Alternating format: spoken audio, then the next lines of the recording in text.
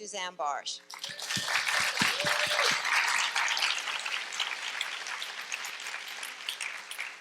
Everybody give it up for Valerie Steele.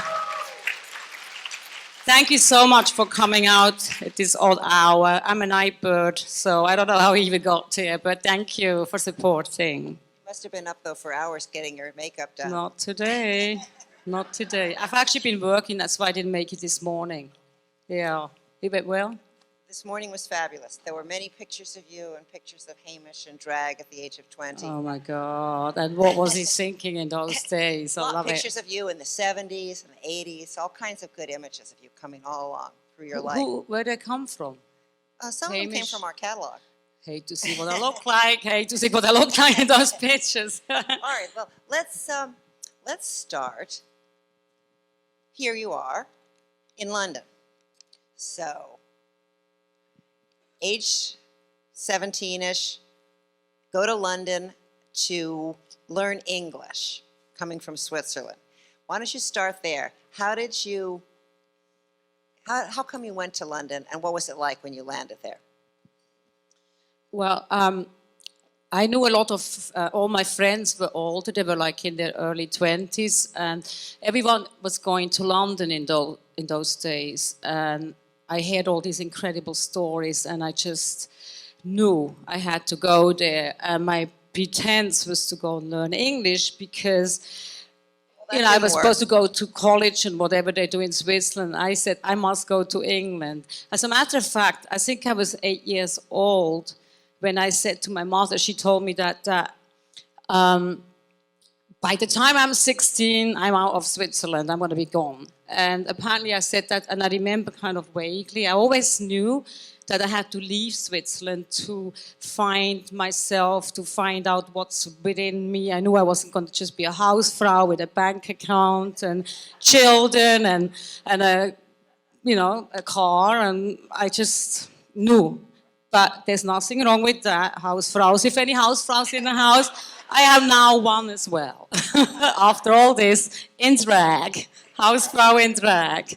So I knew I had to get out, and the reason for my parents was I have to learn English. So they were very supportive, and they sent me to London to some family. I was supposed to go to school and kind of au pair, kind of babysit some kids somehow, somewhere, whatever that meant.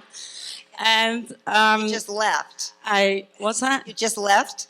I kind of just left, yeah. Well, I arrived in London and I knew two words which were completely wrong. I knew elevator, which they don't call elevator, and I knew, what did I know? Underground. I knew subway, underground, and you knew two American words and no English at all. Exactly. Thank you. So it's funny. I learned speaking English in the streets, and within 6 months I could speak and I understood everything. It took me 6 months, not a day at school. I never showed up, and my parents found out that I didn't go to school, so they pulled the finances away from me. Said, "You're coming home or you're going to school." Done. I said, "I stay and I don't go to school." So I was basically like thrown to the dogs and had no visa, no working visa. I found out that if you go to the Swiss Center, you could get a visa within a month when you're there for 4 weeks, and they give you like a working visa. So I went to the, is it working? Yeah. I went to the Swiss Center, got the job, and they put me behind the cheese counter. And I was cutting these massive, I swear to God, these Emmentaler, they were like this big. And they dressed you like in these uniforms, so you looked very proper and prim. And they had like gold buttons right on the boobs. So I was like cutting the Emmentaler with the tits hanging over. Oh, sorry, the language. With the boobs hanging over. And it was very sexual, I have to say. I got picked up a few times. And then go, take me home to make fondue, baby. And I ended up getting the visa 4 weeks later, and I left. I left the job. It was horrible. I mean, nothing wrong with the Swiss Center, but not for me. So, but now this is a little later. You've got your own shop. Oh my God. Okay, so then I got involved with Vern Lambert. Vern Lambert was like an amazing, I don't know if any one of you know, I think Terry Dr knows Vern Lambert. He was just a genius and a real trendsetter and an innovator. I became friends with him. And Vern had a store in the Chelsea Antique Market where he sold fortuny dresses, 20s dresses, modern things like the first time you saw velvet pants on men, type velvet jean type of pants, floral shirts. Vern was really a forerunner for all this. And he was getting involved with Anna Piaggi, who was the head of Italian Vogue at that time. And he was in Milan all the time, and he says to me, Suzanne, do you want to take over my store? Because I'm never here, I need someone to run it for me. So I said, okay. He said, I can't pay you. What's new? Hello. But you can have my apartment. So I was really lucky to get his apartment, which was in Cheney Walk, upstairs of Manolo Blahnik, Manolo Blahnik's first store. So I used to pop up and down and try out shoes and see, how do they work in the stairs? Manolo would like, test that shoe for me. So basically, I was working the store for him, and Vern actually never came back. He basically left, and then I took the store, and it was a gift, really, I guess. It was really like, what? Okay, I take it. And then 81, I met you fly to this New York. guy at the Chelsea Market, and he was living in New York. He's a painter. His name is Patrick. He's a very instrumental guy in my life because he is why I'm here. This is why you're seeing me, actually. So he invited me for Valentine's Day for a love affair, and I fell in love with New York, out of love with him. And I was at the Chelsea Hotel where he lived. He left for London, and I stayed at the Chelsea Hotel. I still am there. I'm the last one standing, a Chelsea girl here. And I was dressing up a lot because it was the Blitz days, the New Romantic days. This is a typical New Romantic look here. Stephen Jones hat. And a chemise from David Holler, and a collar, that collar, Terry Doctor, do you remember those collars? Anyway, I opened a little store because I missed all these London looks. Every day, every week at Blitz, there was a completely new look. People were just turning it out. And here in New York, when I arrived there, no offense, but it was very conservative. You were like a flower in your hair, and you were like dressed up. And I was like missing these incredible looks. So I said, why not import what I miss? And there it was. The idea was that, wow, great. I went to London and signed up these different designers like Stephen Jones, Andrew Logan, Lee Bowery, which was just the ultimate, my favorite man, Trojan. I don't know if anyone, this is Trojan on the left. He's just a magical person. He was a painter. Unfortunately, he passed away at a very young age. But that was Lee's boyfriend. So I had him also. A lot of designers from the early days were like kids who didn't really have a business. I just liked what their looks were. Like Lee was just starting out.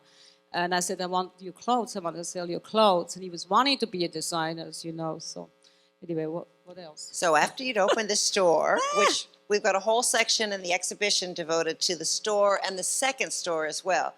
But after you had the store, you started doing fashion shows in New York. So New London and New York. So here in '84, a couple of Rachel Auburn looks that were By the on way, the runway. this looks like someone's been biting the microphone. It's called like, bite marks. I swear. Yeah, when I started this whole movement, New London, the London fashion, London fashions weren't really happening here in New York, especially the eccentric stuff. And it got a lot of notice. It was in the New York Times, a full page when I opened my store. And basically, I think that certainly within 3 months, the whole of America was going to London, wanting to buy from these designers. And John Duca labeled it street fashion. That's really where I come. John Duca is the founder of KCD. And I didn't know what to do. I'm going to go on the Saks, Pat Fields, Bloomingdale's, Barney's. Everyone was going to London. I'm going to get lost in the shuffle. What do I do? Sign them up. And I decided to put on a fashion show called New London in New York.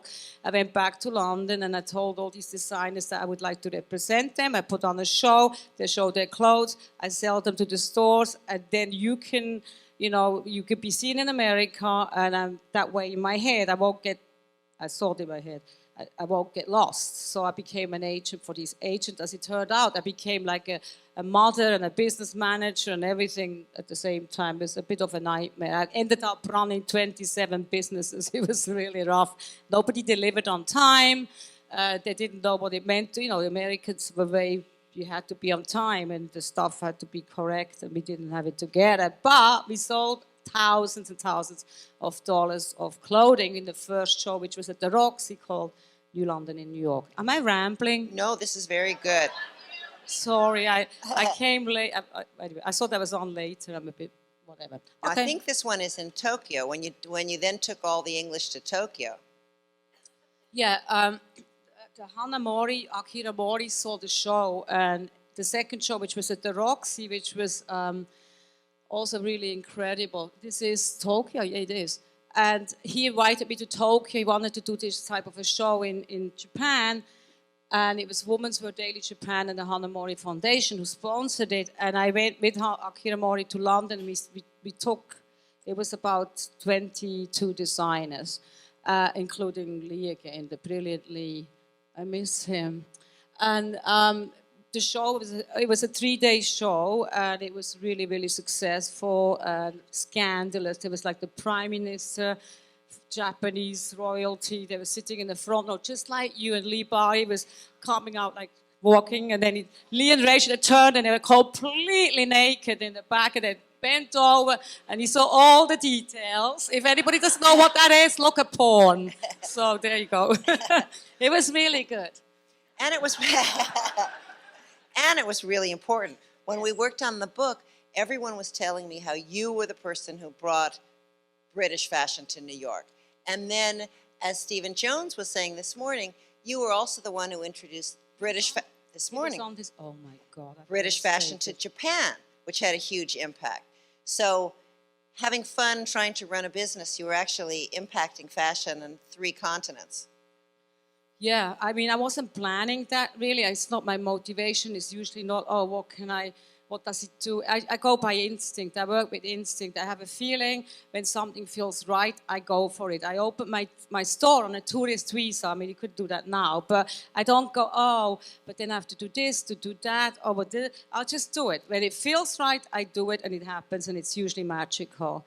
And it was the same with this. I wasn't planning to reinvent fashion, or I knew that the London fashions was important because I liked them. And it's what I like is what matters to me. So therefore, I want to bring it to whoever is interested. So, but I wasn't thinking about, oh, I know it was definitely the reaction I got. I knew it was a statement. So. Well, in addition to doing crazy illegal things like opening a store on a tourist visa, you also discovered quite a lot of really talented people, including the famous Mr. Pearl. And this was an early Mr. Pearl corset. Tell me about how you met Mr. Pearl.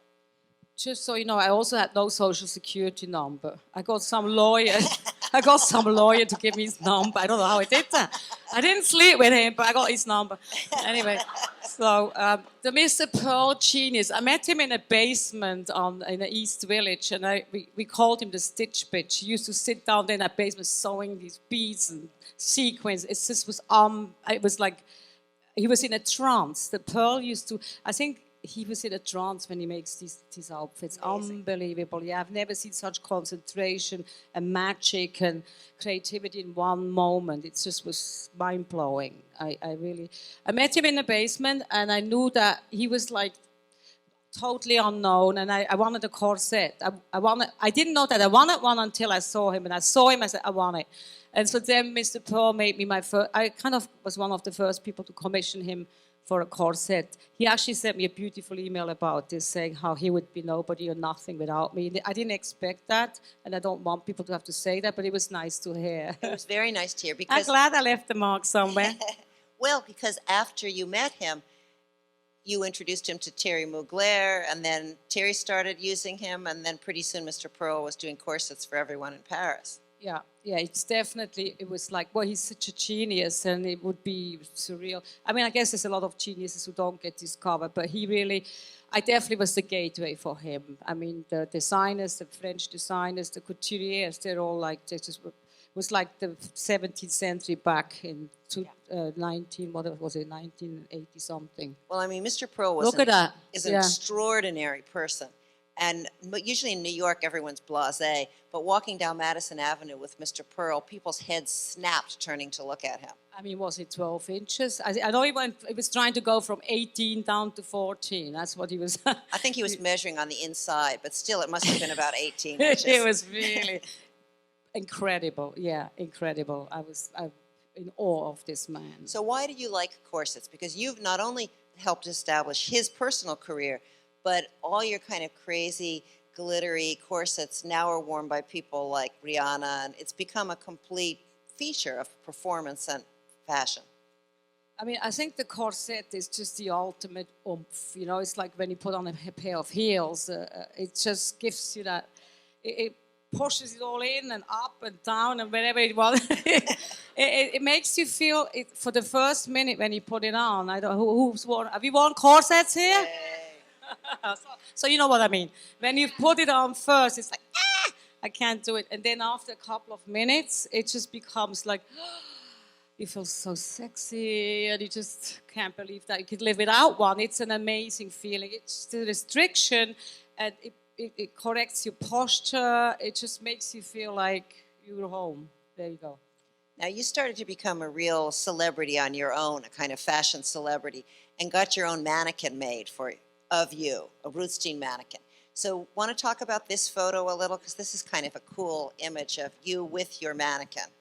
Oh, that was so much fun. Yeah, this is in the subway, underground, in London. And this was like the early 90s. Adele Ruthstein approached me and said, we would like to make a mannequin of you. And it was an amazing process. It was like the guy that does the Madame Tussauds figures, or what's it called? Wax figures. He did my face, and it was a very insane process, dipping your head in a pot of something. It was really brilliant.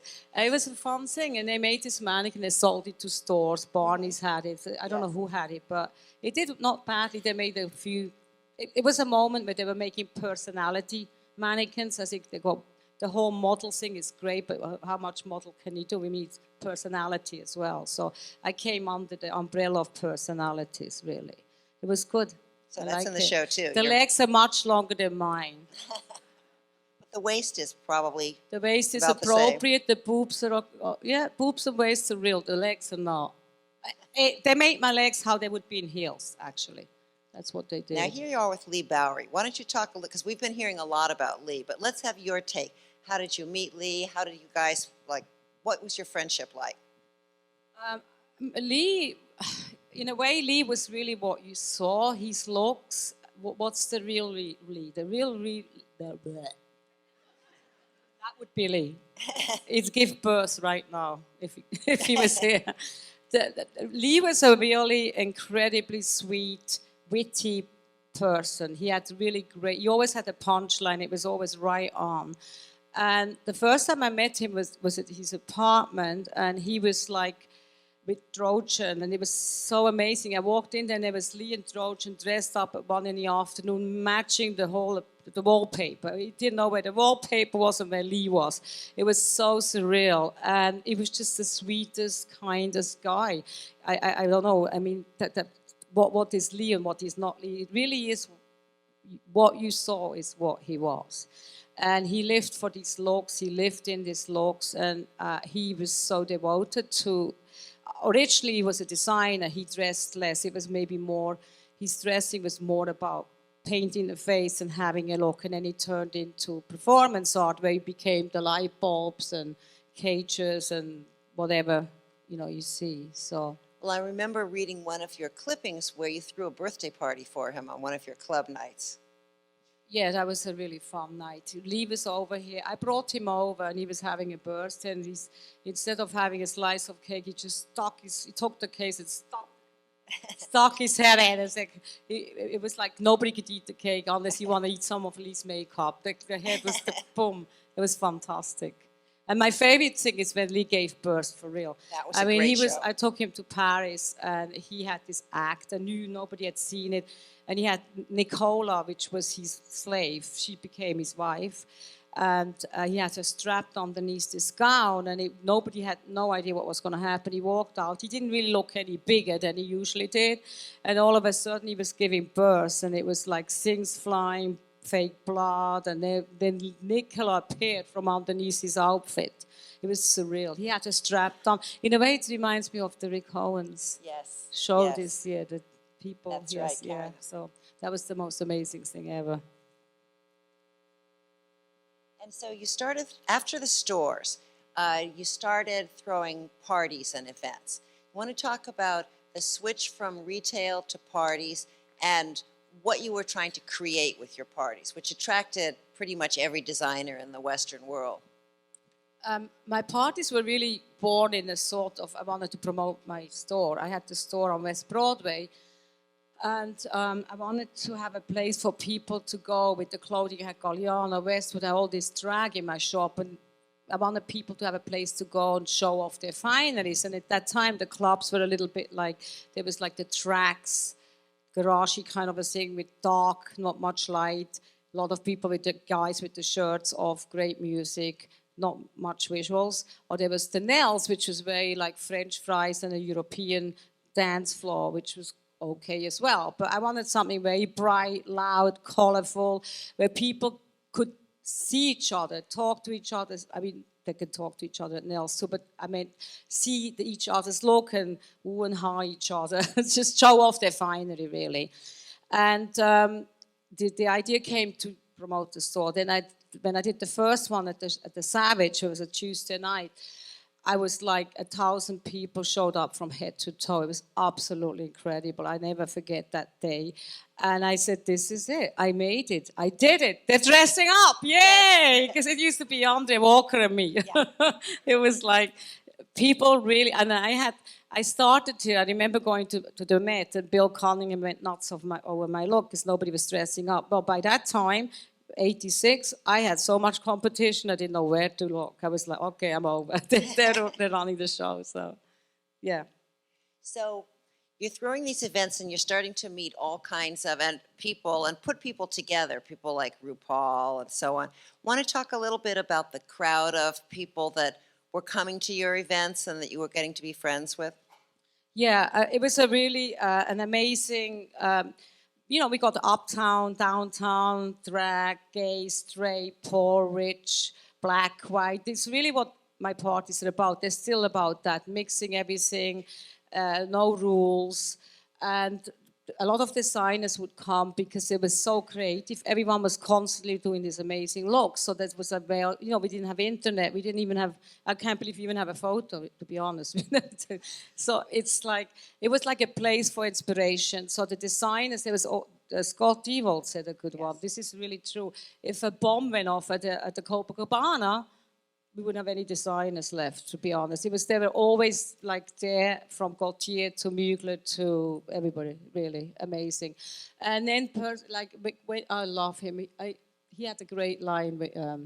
He said to me, he was at the Chelsea Hotel, he visited me, and he said, I don't do any dusting, I don't clean. I go, really? He said, no. He said, when you run your finger through a thing, if you leave it for like a month, it's the same amount of dust that you have than when you week old. Week old, or months later, it's the same dust. It's no bigger. So, I'll try it. I'm trying it as we speak. Well, and when I talked to RuPaul, he was saying how being in one of your events that you came over and said, oh, you're such a star, you're such a star. And he and a lot of people said how you made them feel so validated doing whatever they were doing and their looks.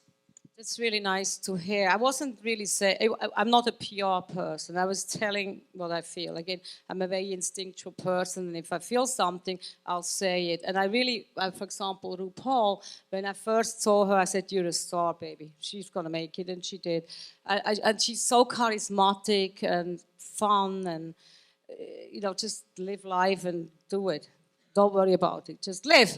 Get it done. So, it's nice that they say that, but I didn't plan. I said it because I felt it. It's really true. Well, this is what Simon Doonan was saying this morning. He said that you were sort of the ultimate Malcolm Gladstone networker, that you'd put all these people together and it would benefit all of them. But so you've got all of these French designers, American designers, Mr. Pearl, everybody's meeting and mixing and looking at each other and getting inspired. So that's pretty important. I'm very happy I achieved that, yeah. By the way, I saw Marc Jacobs sweaters at my store when he was still at college. Fantastic. Yeah, I used to sell his sweaters, talk about back there. Okay, sorry. So let's talk a little bit about Love Ball. Here you are in another Mr. Pearl masterpiece at the first Love Ball. Want to talk about how you created the Love Ball? This is another trophy. We had like Clemente trophies, Keith Haring trophies at the Love Ball. I wanted they all ended up at the Hudson River probably with these house queens. I don't know what they Look did in with thrift them. stores. If you see one, it's going to be worth a lot. Yeah, anyway, the Love Ball came out of pain. To be honest, I lost half of my house address book. By the time 87, it was like, I was so devastated. I was going to the house balls. And one Sunday I'd been to an extravaganza ball and I came home and I was really just depressed and I'm going, what can I do with this epidemic, with this disease who is like just, I can't complain, I can cry, I can bitch. I said, no, I got to do something about it. So somebody said, I think it was Kenny, said, why don't you give the proceeds from the Copador to an organization? I'm going, that's not enough. And then I realized I had to do a really big event where I wanted to celebrate life with the Love Ball. There was so much death. I said, let's celebrate. So I just, after coming home from that ball, I realized that if I make a house ball, but how to make money, because we have to get people to pay to come and see the show. We have to have people pay to be on stage. So the idea was, let's go to Armani, Barney's, Donna Karan's, watch anybody I know, and ask them to be a house for the night, and then charge them to be on stage, and then we can sell tables for $10,000. I keep bumping into my... Maybe that's why people are biting it. They're just smacking into it. It's pink. Pink and I can't have a plain microphone. I have to decorate it. So basically, the idea, I had this idea to get businesses to be houses for the night. And I went to Simon Doonan. The first person I called was Simon. I said, Simon, what do you think? Oh, it was Annie Flanders and Simon kind of at the same time. They both said, we're in, we're doing it. Annie Flanders was the detail creator. She was detail at that time. And she said, I'm going to pay for the magazine and we can sell ads. So that's that. And it was just immediately, the reaction was like when I had the idea for New London in New York, it was so big, I knew I was onto the right thing, and we were going to make a lot of money. And we did. We had like an incredible, I don't know if anyone saw the Love Ball, but it was really something. There are clips in the show. You know, the people uniting to fight together and laugh. It was all about love. It was just so moving. Nobody cared. Nobody made money. Nobody got paid. The union didn't even get paid. And it was just an amazing, magical thing that I created that people, when you say, bringing people together, I brought people together to fight this disease and to give. It was all about love and give, and it's the recipe for life, I can tell you that. So.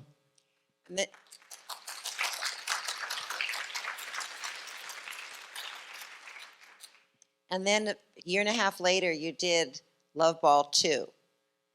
And that, Simon was telling us, was even a bigger deal, with even more reselling the trophies and amazing presentations. Yeah, it was a lot of celebrities at that point. I mean, the first one was pretty celeb also. We had the judges, if you know house balls, there's a panel of judges and then the houses compete for prizes. And so you can see that prizes were trophies by famous artists that we had. And we had like Susan Sarandon and Gaultier and Hollywood and designers together on the stage as judges. So the second one was raised $750,000, and it was Madonna was there. And was that the first one? Madonna was at the first one. Yeah. Oh, okay. The Voguing. Oh, the Voguing. Yes, that was the first one. Yeah, it was. Oh, look, Donna. I put Donna together with Soldi and Matthew. She said, "So I could be a house, but what do I do?" And I said, "I'll do it for you."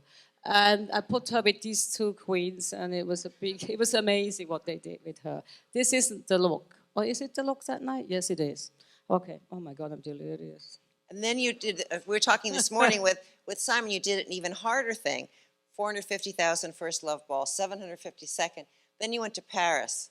where it's harder to raise money, but that became the Ballade de l'Amour, which was another huge fashion fundraiser for AIDS. It was very special. We had like French never did anything fashion like that, and it got a lot of attention. There we raised also 750,000 over there, and it was at the Folie Bergère. It was incredible. We had like funny things, like it was called Ballade de l'Amour, Walk for Love.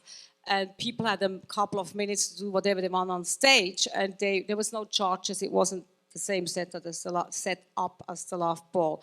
And we had like Gautier and Mugler. They weren't competitive, but they were. So they got out on stage and they like exchanged jackets, which was just brilliant. And then Azadine Alaya was carrying Jean-Paul Gault on his back. They did very like organic things. A lot of it was very showy. Mario Testino was like a drag queen. I was surprised. He came with a lot of models, and he was a model himself.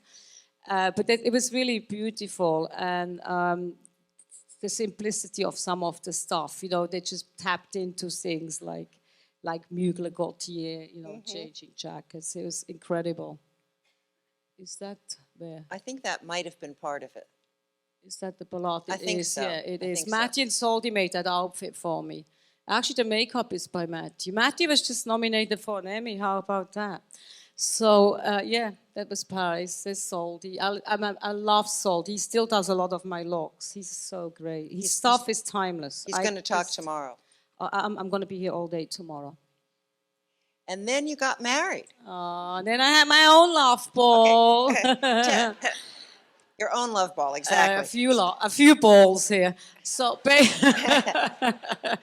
I met David Barton, who was is the love of my life, and we were gonna get married. I have to say, he asked me to marry him before I got knocked up, just so you know. But we were gonna get married. Then I got pregnant, had the baby, and then we decided that we should marry. And David is in the end, maybe we're traditional after all.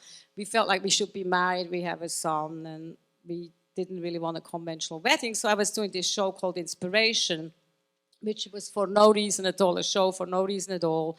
And we had all, like anybody from behind the scene, like designers, photographers, seamstresses, stylists who would be on the runway as opposed to models and someone. Anybody from behind the fashion scene, when you see a fashion show, was the very people that were on the runway. And I said to David, hey, I got a great idea. It was sponsored by Playboy, so what better sponsorship to have to get married? And I decided to be the bride at the end of this Inspiration show. I said to David, let's just get married at the end of the show and come out as a surprise. And he loved the idea, and he had Terry Mugler and RuPaul as the best man. I was going to say as the bridesmaids. As the best man, and I had 43 bridesmaids like Polly Mellon and Holly Bruback. You would have been one if I known you then. Tell Where were you who then? made your wedding ensemble. But the wedding ensemble, who cares? I'm talking about it's Terry Mugler. It's an amazing, isn't this amazing? I have the bouquet on my head, and it was like an egg. It was fertility, and Abel Villarreal executed Terry Mugler's design. I can tell you one thing, you're not going to believe this. This was made on the phone. We literally, David and I decided to do this wedding like 3 weeks before the show, and I said, Terry, I need a wedding dress. He sent the sketch, we're doing it. And between Terry and Abel, they practically did it on the phone. I didn't even have a fitting. I mean, it was unbelievable how well it came out. Yeah, Terry wasn't happy, wanted it, but, that's how it was great. I had to put this in, because this is your signature thing. I can still do that. 100 years later, I can still do it. Thanks to David's gym, I think. This, of course, you wanted desperately to have in the book. They're like, we're getting this from the New Yorker. I think this is so good. That's World of Susanne Bartsch. I guess it's time for us to go. Okay, I'm telling you now, get the fuck out of here. I can use that to end the show. That was really fun. And this is a recent event which I love. It's called Kunst. It's one of my favorite parties. This is actually my first party I ever did in Brooklyn. I never thought I would go to Brooklyn other than to the school. And here I am in Brooklyn with a big disco ball. It's like my monthly party, which I'm on hiatus at the moment due to too much work, but it'll be back in a minute. But this is a really great event, Kunst. If you're around and hear Kunst, come running. Well, I just want to ask one more question, though, about art. There's been a lot of amazing, amazing clothes that you and all of your people have worn over the years at these events. Do you think that this kind of dressing is art or performance art, or can be? How? I mean, it's definitely performance art. Yeah, I think it's first of all, to me, dressing is. It's genius. It's a form of an art form. You don't sing. I don't dance. I dance, but I'm not a dancer. I'm not an actress. So to me, dressing is a way of expressing my creativity. It's a way to. You could be anything you want to be by dressing, by doing a look. You could be whatever you want to be. It's amazing. And I usually dress to how I feel, and the whole culture of people doing looks. I think it's a massive artwork, really. It's really special. And if you look at this one, you'll see too, of course, as you're so known for making hair and makeup a big part of the look, as much as the clothes. So I wonder if you can talk about why that, because that, of course, is really central to your look. Hold on. I think it's, I guess, an evolution of doing my looks. I wanted to grow with it. And I used to dress kind of head to toe. And now I'm really dressing to hair and makeup more makeup than anything. For me, the makeup is more important almost than the clothes. So at the old days, it was what shoe, what hairpiece, and then I put something in between. Now it's what do I want on my face, how do I want to feel, and then I do the clothing. I often dress to the makeup. I don't plan what I wear. I just think about what makeup I want, and then comes the look.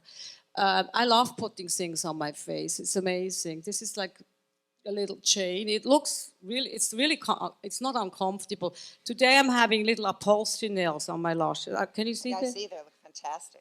They're like actual upholstery nails. I found those, I had to fix a chair, a thingy, and they were lying there. So, hey, I work with things around the house a lot. Like on Tuesday I wore hairpins, bobby pins as makeup, safety pins, bobby pins. So for me, makeup is a really great way to grow with what looks I'm doing. That's really what it's about, a growing process. Will you join me in thanking Suzanne Is Bartsch? that it? Wow. Have a few questions.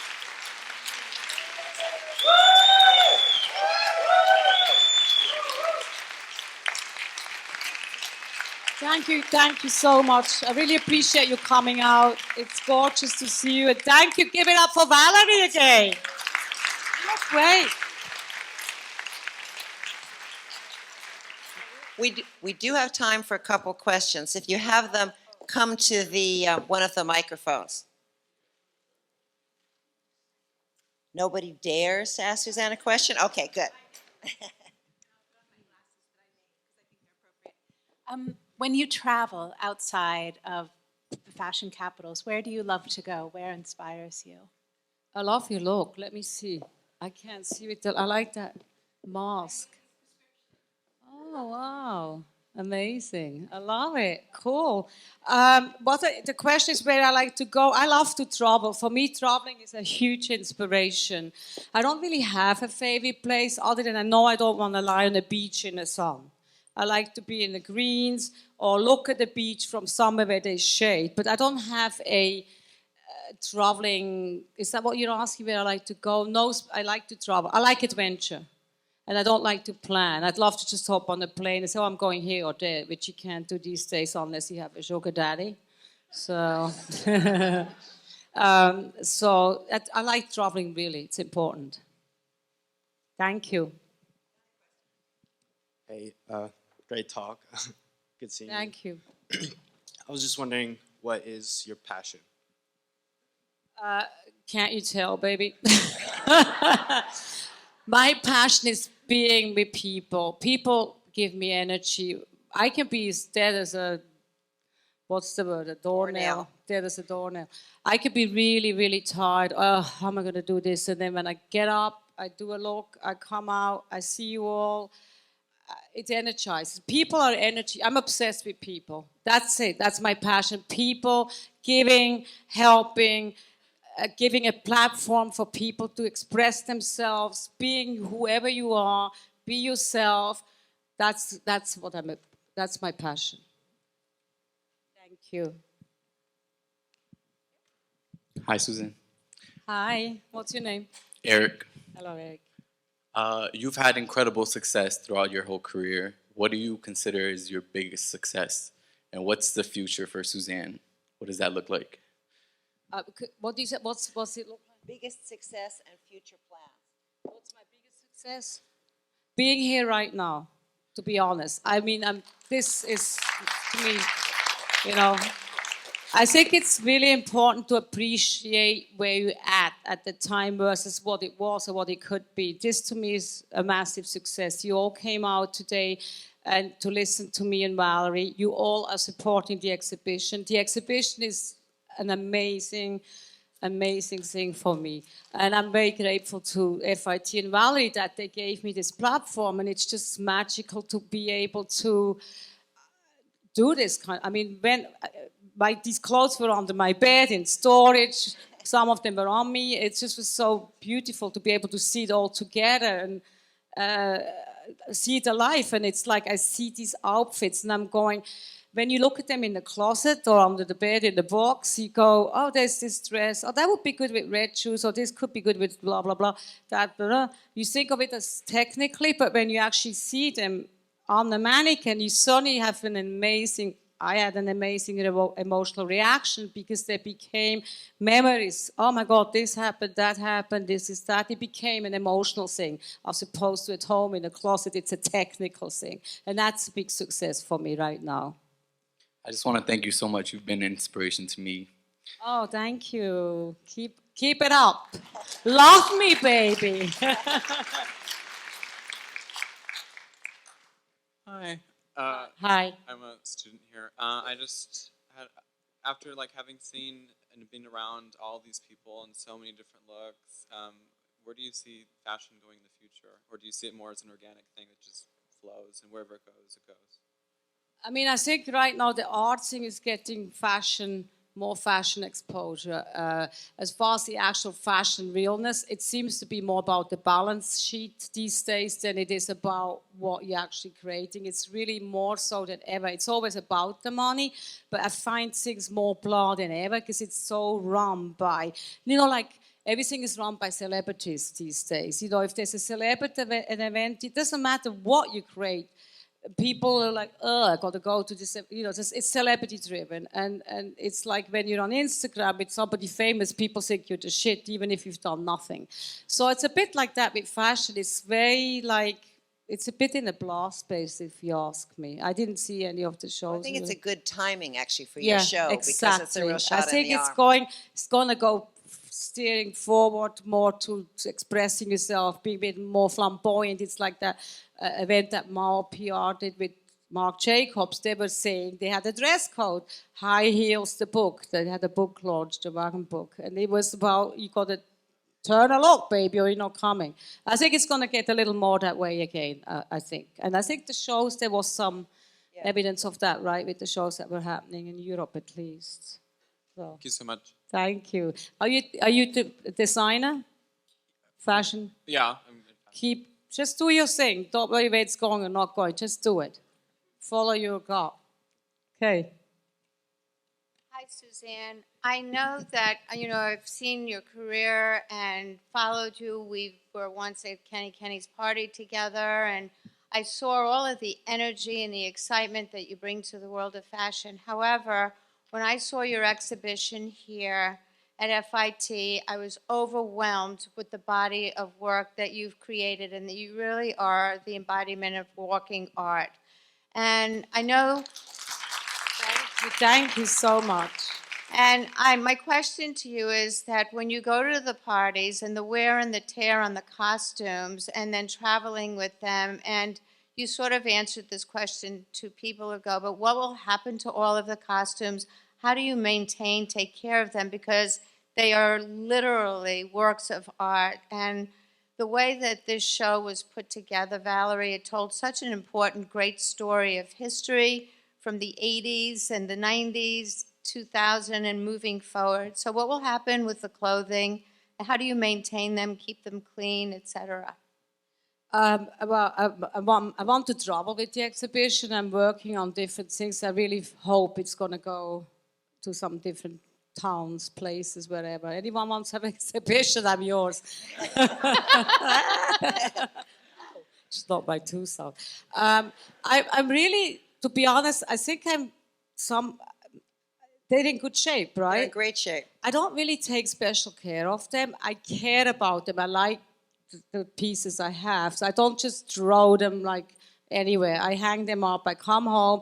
I never go to bed with makeup. I never just throw the clothes on the floor. I will hang them up or lay them flat.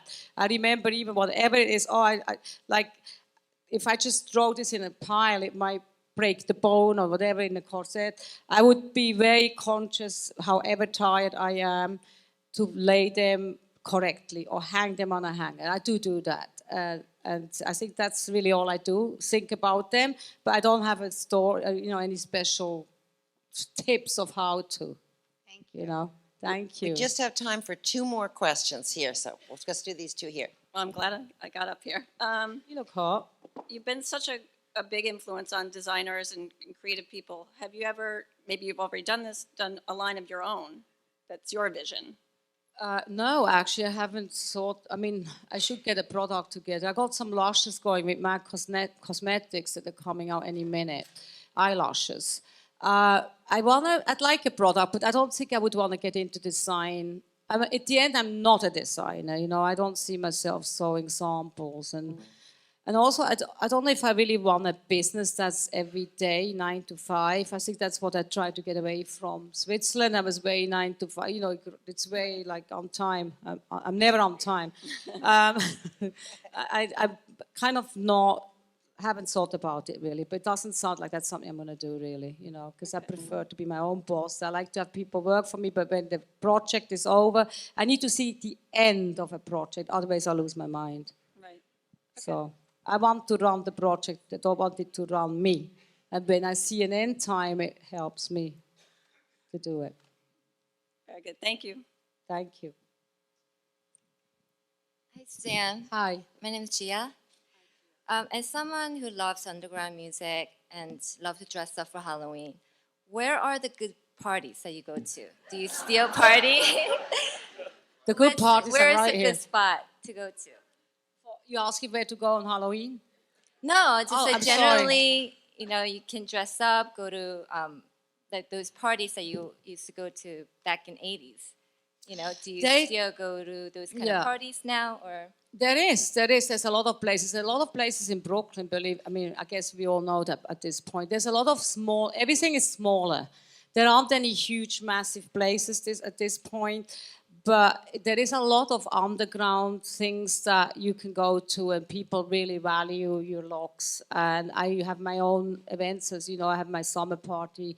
I'm doing Kunst, and there is places to go. I mean, there isn't a club I could say, oh, here is Marquee Club, that's the place to go to dress. There isn't anything like that anymore, like there was in the 80s. It's more like one-night stands. It's very one-night stand now. You Like never know what you warehouse end up parties? with, to be honest.